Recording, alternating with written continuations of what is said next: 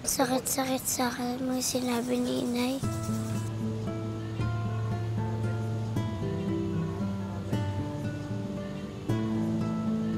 Para bumabalik na naman yung dating galit niya sa akin. Ani, alam ko naman na hindi siya ganun eh. Nasabi niya lang siguro yun dahil lasing siya, no? Kung may magagawa lang sana ako para hindi na siya malungkot. Para mabalik si Ate Blanca at hindi na din siya maglasing. Tulungan mo naman ako, Ani. Gamitin mo ang kapangyarihan mo para mabawi natin si Ate Blanca kay Ma'am Priscilla. Sige na naman. Sige na nga, Ani.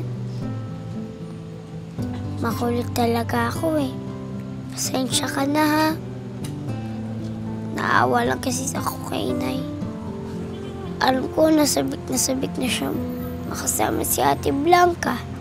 Ako din naman, gusto ko na magbalik na sa akin ang kapatid ko.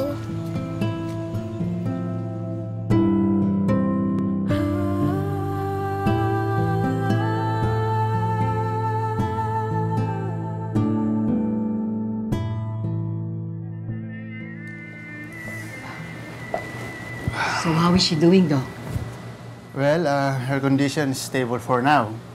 Pero hindi pa rin natin pwedeng i-dismiss ang possibility ng relapse. Kaya importante na hindi pwede pumalya ang medications niya. Okay, I'll make sure I take care of that. Good. Well, excuse me, I have to go. Thank you.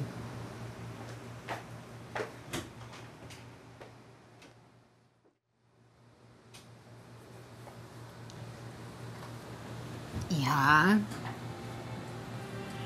narinig mo sabi ng doktor, ha?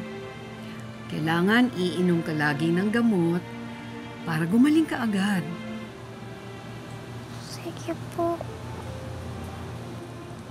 Alam mo, Blanca, kapag nalulungkot ka, nalulungkot din ako eh. Kaya smile naman. Ha?